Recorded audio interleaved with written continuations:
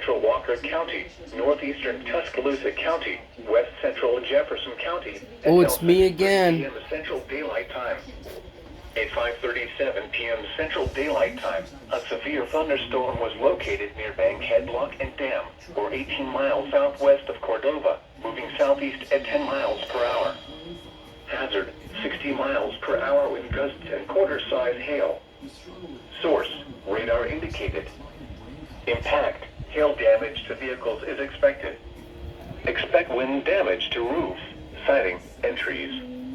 Locations impacted include Bull City, Bankhead Lock and Dam, Woodson, Wiley, The Y, Tutwiler, and Little Shoal.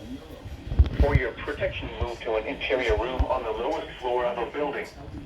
Repeating, a severe thunderstorm warning has been issued until 6:30 p.m. Central Daylight Time for the following counties in Alabama: Jefferson, Tuscaloosa, and Walker.